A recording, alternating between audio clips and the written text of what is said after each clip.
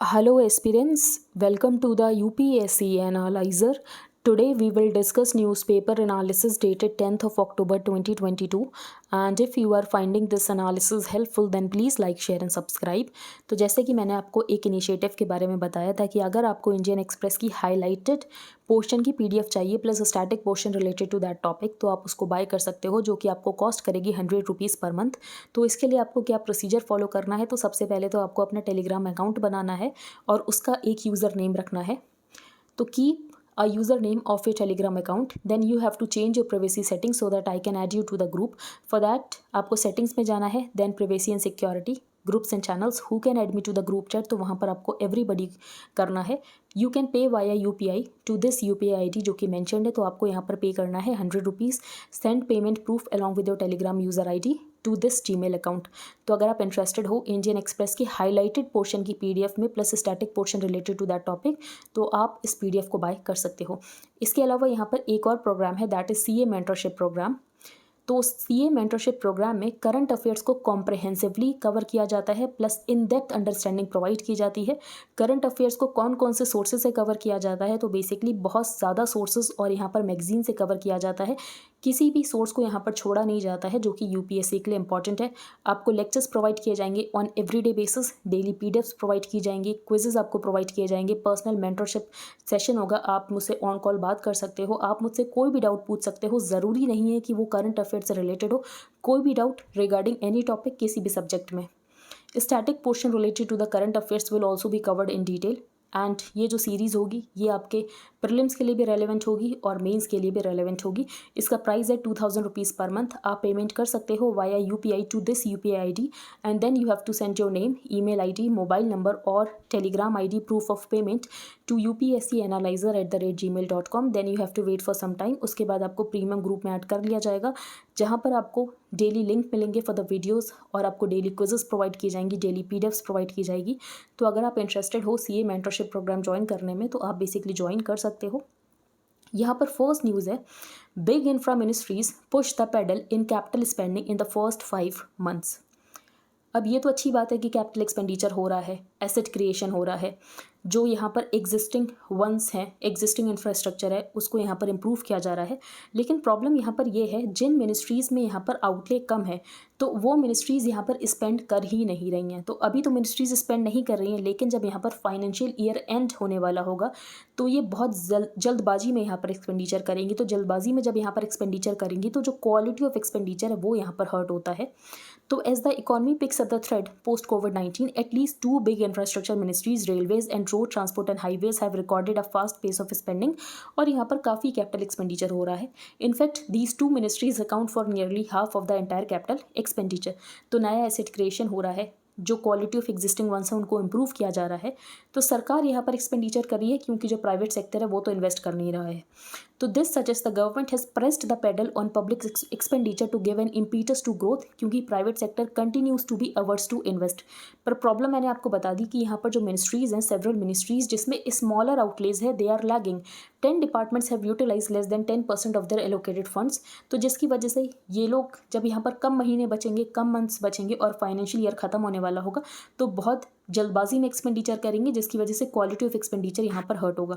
तो Union Ministry of finance का यही कहना है कि यहाँ पर जो एक्सपेंडिचर है वो पूरे साल करना है, ये नहीं कि लास्ट में सिर्फ 2-3 महीने में करना है। तो Union Ministry of Finance advises all departments to spread their spending throughout the year instead of bunching it at the and.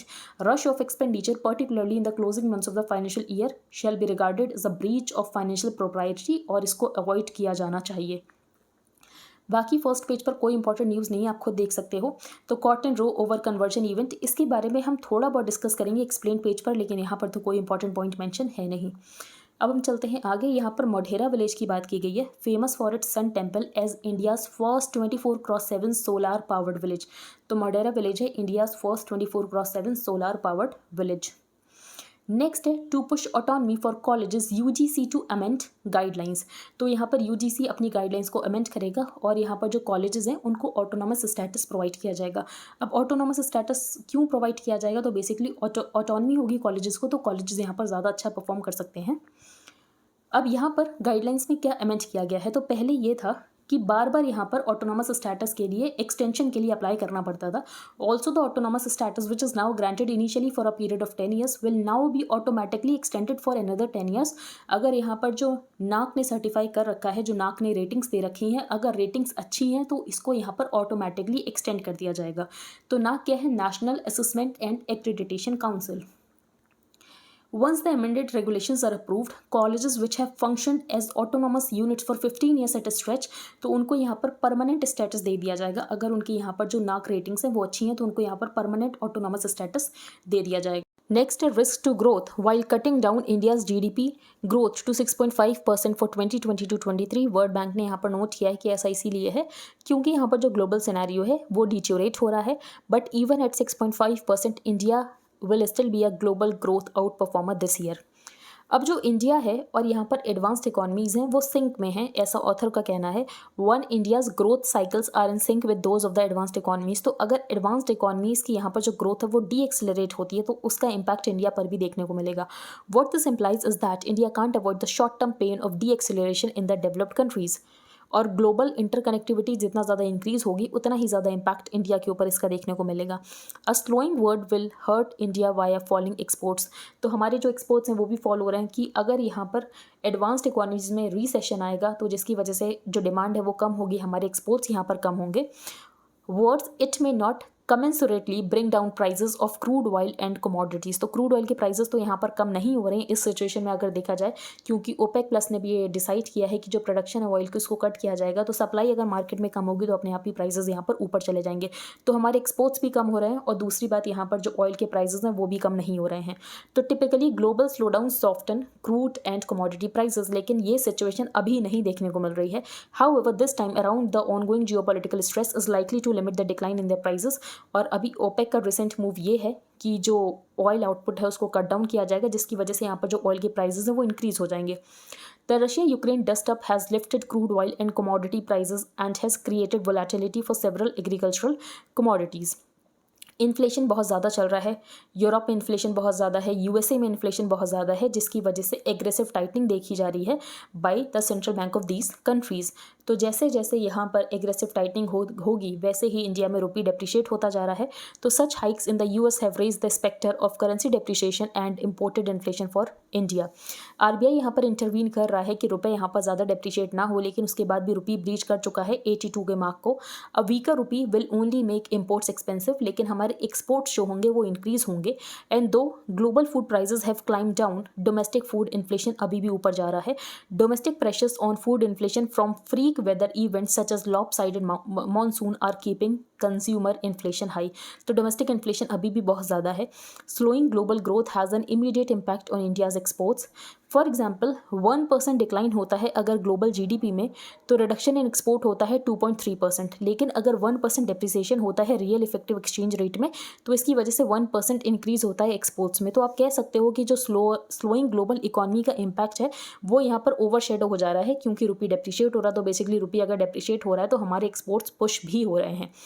Consumption linked sectors such as textiles and leather are already facing lower export orders. इसके अलावा engineering और electronics good को भी यहाँ पर hit मिला है कि एक्सपोर्ट्स इतना ज़्यादा नहीं हो रहा है.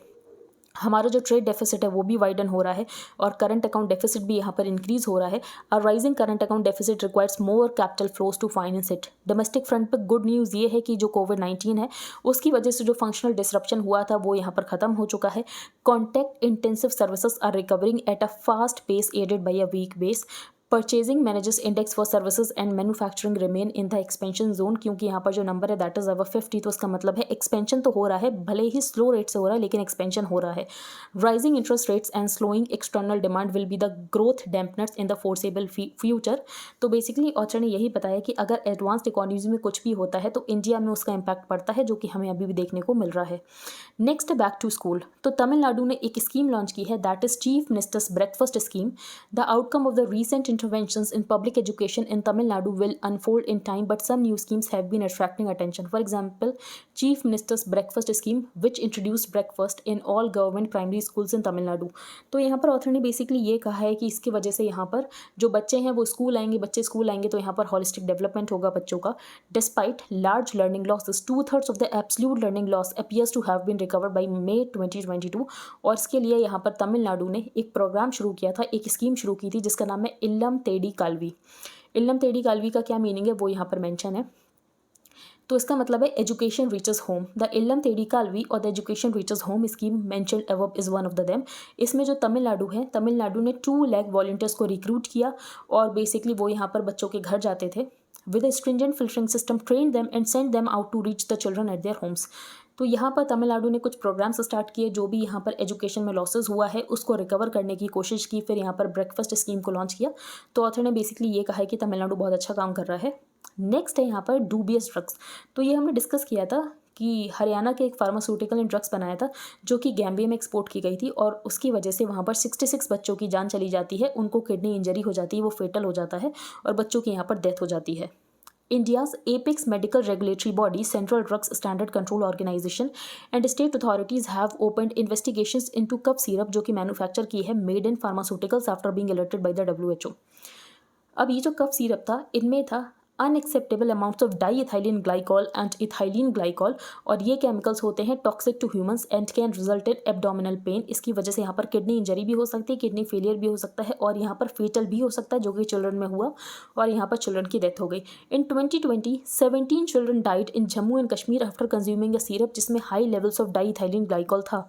However by all accounts such dubious quality drugs continue to be manufactured और बेसिकली ये थर्ड वर्ल्ड कंट्रीज में पहुँच रहे हैं क्योंकि ये गैम्बिया में पहुँच गए।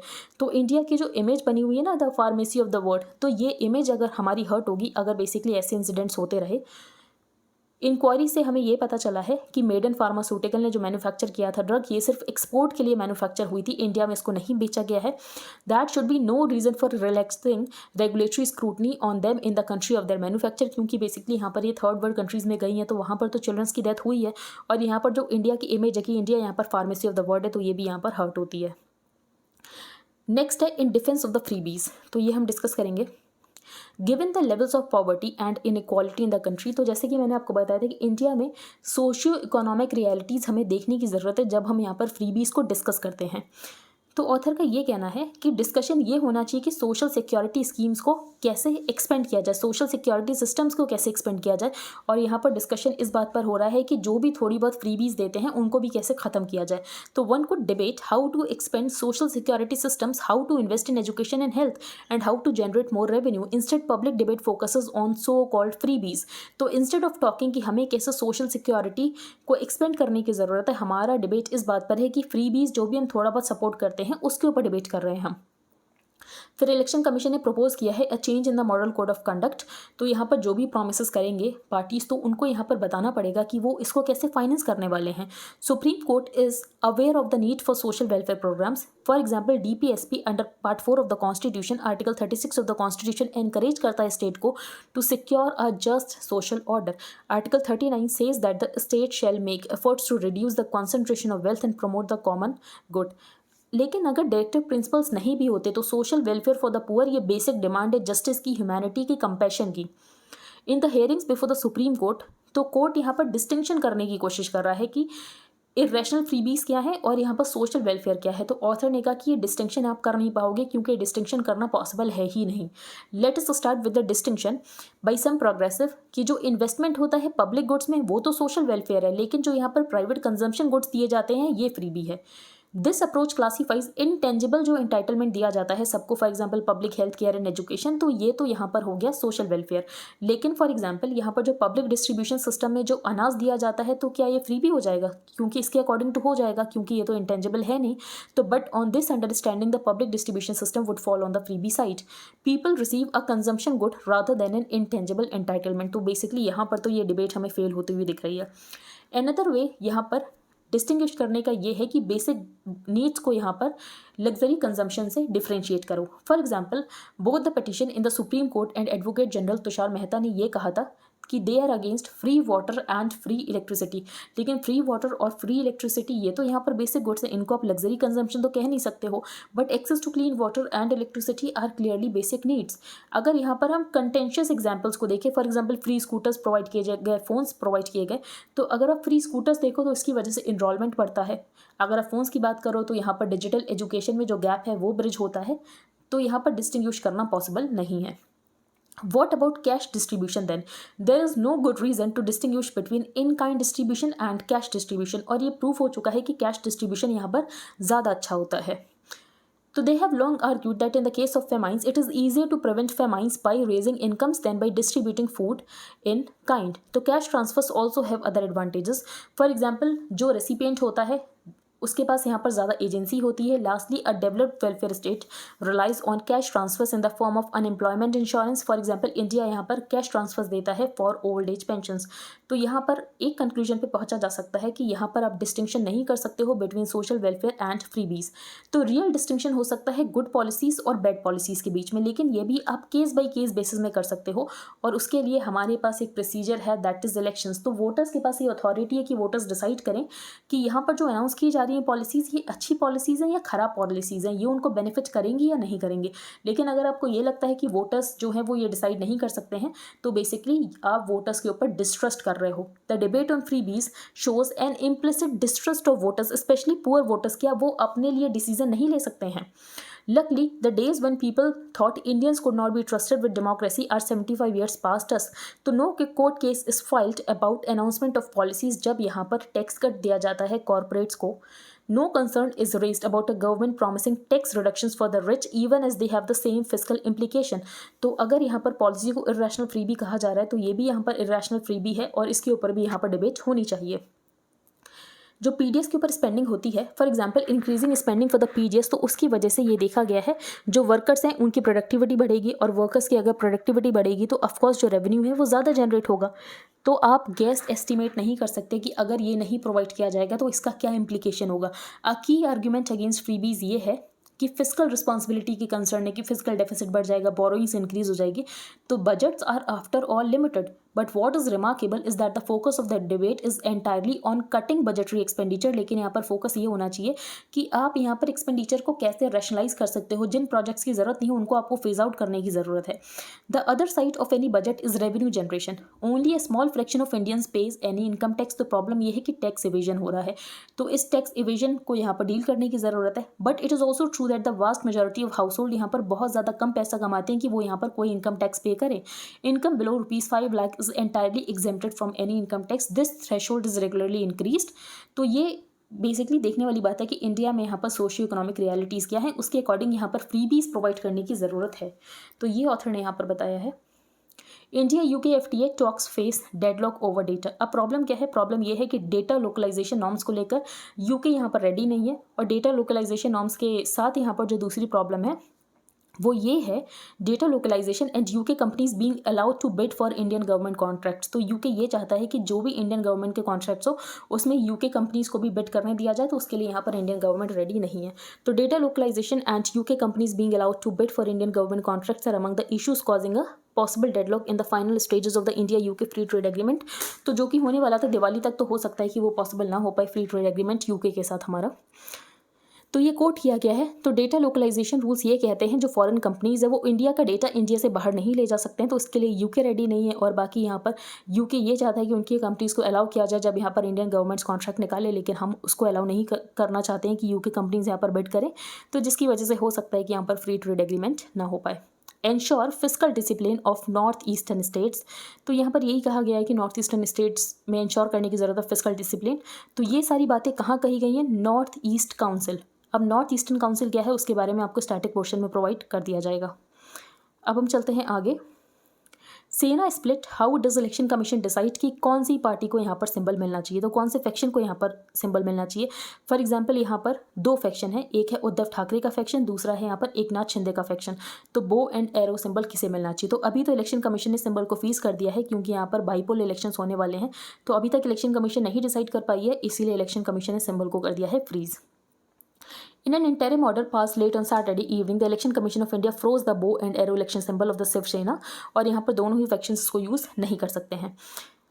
अब यहाँ पर इलेक्शन कमीशन कैसे डिसाइड करता है कि कौन सी यहाँ पर रियल पार्टी है जिसको कि यहाँ पर पार्टी का नाम और पार्टी का सिंबल मिलना चाहिए? तो उसके लिए है election symbols order of 1968 and para 15. तो para 15 of the symbols order 1968 which has been cited by the ECI in the case of the Shiv Sena states जब कमीशन सेटिस्फाइड है कि यहाँ पर राइवल सेक्शंस और ग्रुप्स हैं of a recognised political party और दोनों ही क्लेम कर रहे हैं कि वो यहाँ पर ओरिजिनल पार्टी है, तो यहाँ पर इलेक्शन कमीशन देखेगी कि कौन कौन से फैक्ट्स अवेलेबल हैं। फॉर एग्जांपल ऑर्गेनाइजेशनल विंग में किसके पास मेजॉरिटी है, लेजिस्लेटिव विंग में किसके पास मेजॉरिटी है, and decide that one such rival section और ग्रुप और none of such rival sections और groups is that recognised political party. और जो यहाँ पर कमीशन का डिसीजन होगा वो बाइंडिंग होगा on all such rival sections और ग्रुप्स। तो this applies to disputes in recognised national and state parties. लेकिन अगर स्प्लिट होता है रजिस्टर्ड बट अनरिकॉग्नाइज्ड पार्टीज में, तो इलेक्शन कमीशन इसको डील नहीं करती। इलेक्शन कमीशन ये कहती है कि या तो आप इंटरनली सॉल्व कर लो या तो आप यहाँ पर कोर्ट में चले जाओ, हम यहाँ पर डिसाइड नहीं करेंगे। The Election Commission of India felt that merely having MPs and MLAs is not enough, क्योंकि यहाँ पर जो इलेक्टेड रिप्रेजेंटेटिव्स जीते थे तो उनको जो पार्टी टिकट मिली थी वो तो यहाँ पर अनडिवाइडेड पार्टी से मिली थी। तो यहाँ पर एक नया रूल इंट्रोड्यूस कर दिया कि यहाँ पर जो दूसरी पार्टी होगी वो यहाँ पर अपना नया रजिस्ट्रेशन करा सकती है, उसको यहाँ पर नया सिंबल मिल जाएगा and they had to register itself as a separate party and they could lay claim कि वो यहाँ पर नेशनल या स्टेट पार्टी के स्टेटस मिलेगा जैसा भी उसकी परफॉर्मेंस होगी। तो नेशनल पार्टी के स्टेटस के लिए क्या यहाँ पर एलिजिबिलिटी क्राइटेरिया है ये आपको पता होना चाहिए, ये आपको स्टैटिक क्वेश्चन में प्रोवाइड कर दिया जाएगा। अब हम चलते हैं आगे, रोसेटा स्टोन। तो रोसेटा स्टोन जो है वो ब्रिटिश म्यूजियम में है और इजिप्ट जो है इसको वापस चाहता है। तो Egyptian archaeologists have started an online campaign to demand the return of the Rosetta Stone from the British Museum, जहाँ पर म्यूजियम में इसको रखा जा चुका है। तो ये इजिप्ट लोग ये चाहते हैं कि उनको यहाँ पर वापस दिया जाए, तो इसके लिए इन्होंने एक कैंपेन स्टार्ट किया है, लेकिन जो ब्रिटिशर्स है वो इसको देने के लिए अभी रेडी नहीं है। तो what is the Rosetta Stone? Believe to be a stone of a bigger rock, the Rosetta Stone is a large stone slab with inscription on it. और यहाँ पर जो इंस्क्रिप्शन है उसको यहाँ पर 3 लैंग्वेजेस में लिखा गया है। According to the British Museum, the engraving of the stone was done during the reign of King Ptolemy V in 1799, जब French king Napoleon Bonaparte launch करते हैं अपना इजिप्ट कैंपेन, तो उनके सोल्जर्स यहाँ पर एक्सीडेंटली डिस्कवर करते हैं the stone in the city of Rashid. तो राशिद को इन्होंने फ्रेंच में कर दिया Rosetta in the Nile delta. फिर यहाँ पर नेपोलियन डिफीट हो जाते हैं बाय द ब्रिटिश, तो ये स्टोन पास हो जाता है, ब्रिटिशर्स के पास चला जाता है under the treaty of Alexandria. Rosetta Stone stands out for being the discovery that helped develop the specific field of ancient Egypt studies, Egyptology. The Rosetta Stone is one of these copies. तो Britishers का ये कहना है ये कोई ज़्यादा particularly important नहीं है। The important thing for us is that the decree जो कि इंस्क्राइब्ड है 3 times in hieroglyphs that is suitable for a priestly degree, demotic, the cursive Egyptian script used for daily purposes meaning language of the people, and ancient Greek the language of the administration. तो basically यहाँ पर ये बात बताई गई है कि यहाँ पर 3 लैंग्वेजेस का यूज़ किया गया है इंक्लूडिंग एंशियंट ग्रीक, तो जिसके लिए ये स्टोन बहुत ज़्यादा खास हो जाता है। नेक्स्ट है क्वेश्चंस अबाउट नंबर्स। तो इंडिया की जो एग्रीकल्चरल प्रोडक्शन के स्टैटिस्टिक्स हैं और यहाँ पर जो कंजम्पशन डेटा है उसमें बहुत ज़्यादा डिसोनेंस है, तो इसको कैसे ठीक किया जा सकता है? तो जो यहाँ पर house hold consumption expenditure data use किया जा रहा है वो बहुत ज़्यादा पुराना है, तो इसका मतलब ये है कि यहाँ पर जो कंजम्पशन एक्सपेंडिचर डेटा है वो हमें नया लाने की ज़रूरत है। तो there is a more immediate reason why a new house hold consumption expenditure survey is needed. जो करंट कंज्यूमर प्राइस इंडेक्स है जो कि RBI यूज़ करता है इन्फ्लेशन को कैलकुलेट करने के लिए और इंटरेस्ट रेट एक्शन के लिए, वो कंजम्पशन बास्केट यूज़ की जाती है from the 2011-12 house hold consumption expenditure सर्वे। तो जो बास्केट है वो यहाँ पर आउटडेटेड हो चुकी है and it is not truly representative of the items both food and non food जो कि आज इंडियन हाउस होल्ड्स कंज्यूम कर रहा है, and it may to that extent not be useful for either agriculture और मॉनेटरी पॉलिसी। तो यहाँ पर house hold consumption expenditure survey करने की ज़रूरत है, जो यहाँ पर कंजम्पशन बास्केट है उसको यहाँ पर अपडेट करने की ज़रूरत है। नेक्स्ट है AAP minister resigns Ambedkar's 22 vows at centre of new BJP attack. October 15, 1956 में at Deeksha Bhoomi in Nagpur Ambedkar along with 1000 of his followers embrace करते हैं बुद्धिज्म को और हिंदुज्म को यहाँ पर छोड़ देते हैं। दे टुक 22 वाउस विच फॉर एसेंशली कि यहाँ पर रिजेक्शन किया जाएगा ब्राह्मणिकल रिलीजन का और यहाँ पर बुद्धा की टीचिंग्स के साथ कमिट किया जाएगा। He took an oath to not violate the principles and teachings of the Buddha. इसके अलावा 8 फोल्ड पाथ जो यहाँ पर बुद्धा ने दिया था एंड द पारामितास जो बुद्धा ने प्रिस्क्राइब किए थे उनको फॉलो किया जाएगा। अम्बेडकर रिनाउंस्ड हिंदुज्म विच ही सेट कि ये इनइक्वालिटी पे बेस्ड है और अडॉप्ट किया गया था बुद्धिज्म एज इज रिलीजन। तो बस यहाँ पर यही पॉइंट मेंशन है। नेक्स्ट है finance secretary India has narrow demographic window to achieve developed status. तो हमारे पास यहाँ पर जो डेमोग्राफिक डिविडेंड है वो बहुत कम टाइम तक रहने वाला है, तो हमें अपने डेमोग्राफिक डिविडेंड को रीप करने की ज़रूरत है, क्योंकि अगर ये डेमोग्राफिक डिविडेंड खत्म हो गया तो इंडिया कभी भी डेवलप्ड कंट्री नहीं बन पाएगा। तो हमारे पास बहुत कम समय है कि हम इस डेमोग्राफिक डिविडेंड को रीप कर लें और हम एक डेवलप्ड कंट्री के स्टेटस तक पहुँच जाएँ। तो India has a narrow demographic window to achieve developed country status and if it misses it may not reach there. तो हमको ग्रो करने की ज़रूरत है 8 से 8.5% के रेट पर to reach developed country status. तो अगर हम वहाँ तक नहीं पहुँच पाए तब तक तो बेसिकली हम यहाँ पर कभी भी डेवलप्ड कंट्री नहीं बन पाएंगे। Online gaming sector, what are the proposed rules to regulate it. An inter ministerial task force जो कि मीटी ने बनाई है to propose contours of a national level legislation की यहाँ पर ऑनलाइन गेमिंग को रेगुलेट किया जाए। अब ऑनलाइन गेमिंग को कैसे रेगुलेट किया जाएगा, यहाँ पर सबसे पहले क्लियरली डिफाइन किया जाएगा कि गेम ऑफ स्किल क्या है, गेम ऑफ चांस क्या है। इसके अलावा जो ऑनलाइन गेमिंग है उसको under the purview of the prevention of money laundering act 2002 लाया जाएगा। Why a central level law. तो ऑनलाइन गेमिंग जो है ये स्टेट सब्जेक्ट है, लेकिन स्टेट गवर्नमेंट्स का ये कहना है कि बहुत ही ज़्यादा डिफिकल्ट हो जाता है सर्टेन रूल्स को यहाँ पर एनफोर्स करना, for example Jio blocking certain apps और वेबसाइट्स, क्योंकि स्टेट गवर्नमेंट के पास इतनी ज़्यादा पावर नहीं। अब किसी गेम को यहाँ पर एक स्टेट में तो बैन कर दिया लेकिन दूसरे स्टेट में वो बैन नहीं है, तो जिसकी वजह से इनकन्सिस्टेंसीज रहती हैं। Also there is a concern that rules passed in one state are not applicable in another, जिसकी वजह से यहाँ पर इनकन्सिस्टेंसी होती है। State governments also do not have enough blocking powers like the centre to issue blocking orders for offshore betting sites. Stakeholders have highlighted a number of societal concerns जो कि arise होते हैं जब यहाँ पर online gaming industry जो है लगातार बढ़ रही है, ऑनलाइन गेम्स लगातार बढ़ रहे हैं। बहुत सारे इंसिडेंट्स देखे गए हैं जहाँ पर लोगों का बहुत ज़्यादा नुकसान हो गया है। तो there are a number of incidents of people losing large sums of money on online games, जिसकी वजह से सुसाइड भी इंक्रीज हुआ है। How big is the online gaming market in India. तो revenue of the Indian mobile gaming industry is expected to exceed $1.5 billion in 2022 और ये पहुंच जाएगा $5 billion in 2025। What are the task force recommendation. तो task force ने पहले तो ये कहा है कि हमें रिकॉग्नाइज करने की ज़रूरत है कि कौन से यहाँ पर गेम्स ऑफ स्किल हैं और कौन से यहाँ पर गेम्स ऑफ चांस है। Casual games with no real money element in the form of stakes में be kept outside the scope of such rules. लेकिन अगर हाई नंबर ऑफ यूजर्स हैं जो कि इंडिया में उस गेम को खेल रहे हैं, या तो दे परमिट द पब्लिकेशन और transmission of information in the nature of any inappropriate content like violence, nudity, addictive content और मिसलीडिंग कंटेंट, तो ऐसे में रेगुलेट किया जाएगा।